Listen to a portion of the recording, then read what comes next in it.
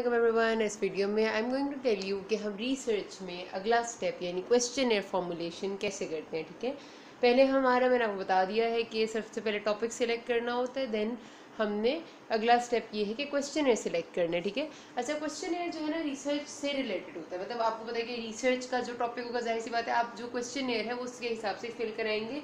अब क्वेश्चनर्स भी सबसे पहले दो तरह के हो सकते हैं। एक होता है कि अगर आप रिसर्च करें ऐसी पॉपुलेशन पे जो आपको फिल करके दे सके, यानी कि आपकी जो पॉपुलेशन है, स्टडी पॉपुलेशन है, वो एजुकेटेड है, वो पढ़ सकते हैं, वो फिल कर सकते हैं, तो आप क्वेश्चनर उनको दे के आराम से फिल करा सकते हैं।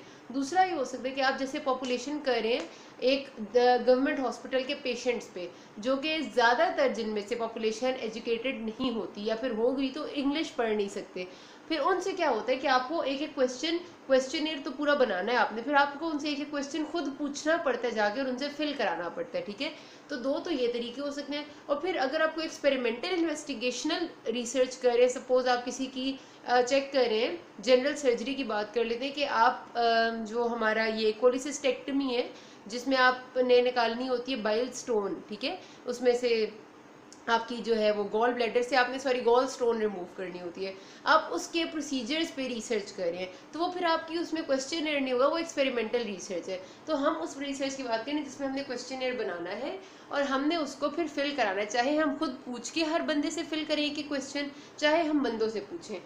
अब जब आप रिसर्च का टॉपिक सोच लेते हैं तो फिर आप ना उससे रिलेटेड रिसर्चेस पढ़ते हैं। ठीक है, सपोज मैंने सोच लिया कि मेरी रिसर्च का टॉपिक है कि I want to check the relationship of या फिर इफेक्ट ऑफ, सिंपल सी बात है कि म्यूजिक ऑन ब्रेन वेव्स। ठीक है, कि किस तरह का म्यूजिक जो है वो किस किस्म की ब्रेन की वेव्स प्रोड्यूस होंगी इलेक्ट्रोएन्केफेलोग्राम पे। ठीक है, थोड़ा बड़ा टॉपिक है बट सपोज कर लेते हैं कि म्यूजिक का ब्रेन पे क्या इफेक्ट आता है, ईईजी से हम चेक करेंगे।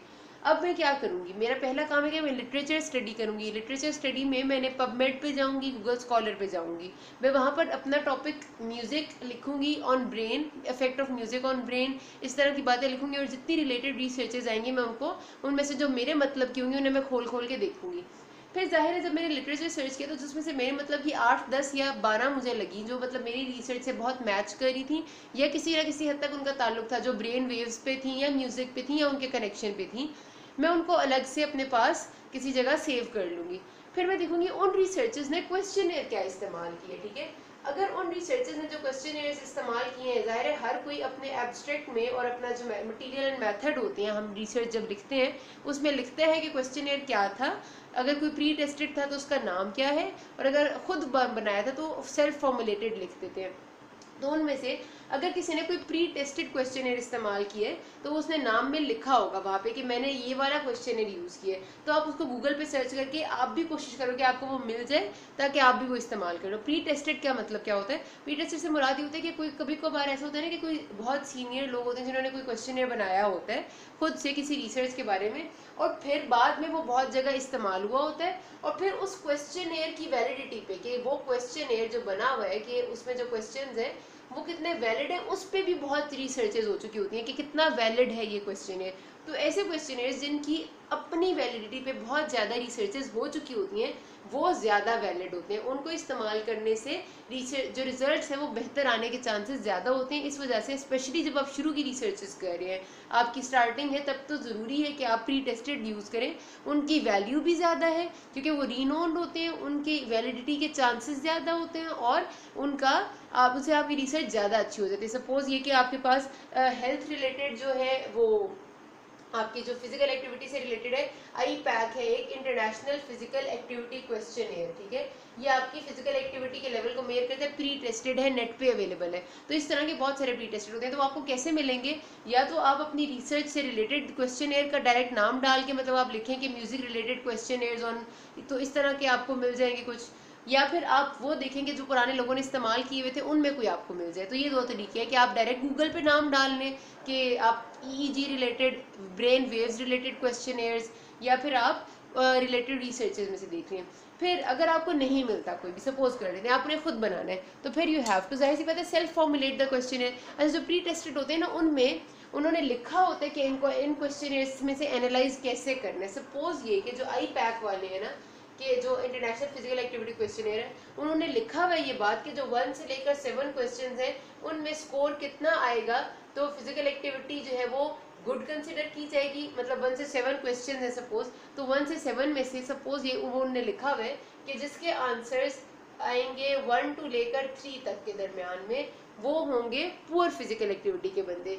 जिनके आंसर्स होंगे, जिन लोगों ने आंसर किया होगा 4 से लेकर 4 और 5 के दरमियान में, वो होंगे मॉडरेट फिजिकल एक्टिविटी रखने वाले बंदे। और जिनने आंसर किया होगा 6 और 7 के दरमियान में, मतलब जिनका स्कोर इतना आएगा, वो होंगे एक्सीलेंट फिजिकल एक्टिविटी के बंदे। तो जो प्री टेस्टेड क्वेश्चनर्स होते हैं उन्होंने बताया होता है कि इनको एनालाइज कैसे करना है, मतलब इनमें स्कोरिंग रेट क्या है। ठीक है, स्कोरिंग रेट को मैं और आसान एक्सप्लेन करूंगी आपको जब मैं एनालिसिस एक्सप्लेन करूंगी। अगर आपने सेल्फ बनाना है ना, तो उसमें फिर आपने बिल्कुल अंधाधुंध कुछ भी सवाल नहीं डाल देने।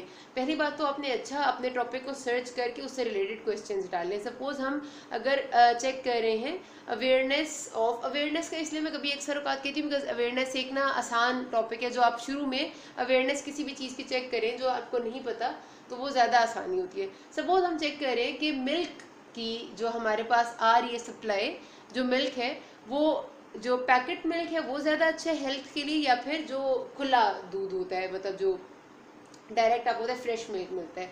तो हम ये रिसर्च करें फ्रेश मिल्क में और पैकेट वाले मिल्क में on health of general population, या चलो हेल्थ ऑफ मेडिकल स्टूडेंट्स कर लेते हैं। अब ऐसी रिसर्च में मैंने बनाना खुद से क्वेश्चन है, ठीक है। और चलो ये तो सॉरी होगी एक्सपेरिमेंटल, काफ़ी हद तक ये एक्सपेरिमेंटल भी है, या मैंने क्वेश्चन बनाना है जो मैंने मेडिकल स्टूडेंट से फिल कराना है। ठीक है, अगर मेडिकल स्टूडेंट से जो क्वेश्चन फिल कराना है उसमें मुझे ये जहन में रखना है कि मैंने उसको बाद में एनालाइज भी करना है। मैंने इसे अंधाधुंध क्वेश्चन नहीं बना लेने, बिकॉज मैं अगर बगैर एनालिसिस का सोचे बना लूँगी तो फिर मुझे बाद में एनालिसिस करते हुए प्रॉब्लम होगी। ये थोड़ी सी जो रिसर्च होगी, अब मैं इसमें क्या करूँगी, मैं उनसे जो क्वेश्चंस बनाऊंगी, सपोज मैंने 1 से लेकर 20 तक क्वेश्चंस फॉर्मुलेट किए हैं। ठीक है, बेहतर ये है कि 1 से 20 तक जो क्वेश्चंस फॉर्मुलेट करूँ उनमें हर किसी जो क्वेश्चंस के ऑप्शन है डिपेंड करता है। अगर हर क्वेश्चन के 5 ऑप्शन है 1 to 5 तक, जिसमें से उनने एक को टिक करना है, तो वो अच्छे से बुरे तक या बुरे से अच्छे तक जाने चाहिए। जो 1 आंसर हो आपका 1 पे, वो सबसे उसका जो आंसर वो दे पर्सन वो सबसे बुरा हो क्वेश्चन के हिसाब से, 2 उससे बेहतर, 3 उससे बेहतर, 4 उससे बेहतर, 5 उससे बेहतर। इसमें ये आसानी होती है कि जो लोग फिर आपका 5 वाले को सपोज टिक करते हैं, so you can calculate easily कि येस इन्होंने सबसे अच्छे वाला आंसर दिया है, तो आपके लिए बहुत आसानी हो जाती है इस तरह से एनालाइज करना। तो जब भी क्वेश्चनर्स आपने बनाने हैं तो आपने ये सोच के बनाना है कि you have to perform the analysis. ये बात आपको ज़्यादा बेहतर तब समझ आएगी जब मैं आपको एनालिसिस समझाऊंगी, क्योंकि वहाँ ज़्यादा अच्छी समझ आती है। लेकिन बहरहाल इतना याद रखें कि सेल्फ फॉर्म भी करते हैं तो अपने स्टडी टॉपिक को अच्छा सा समझ के और उसके बाद एनालिसिस के बारे में सोच के कि आपने करनी क्या स्टडी है, then you have to form the question है। तो बहुत सादी सी बात होती है, किसी को कोई भी गाइडेंस चाहिए हो तो you can always ask me. Thank you.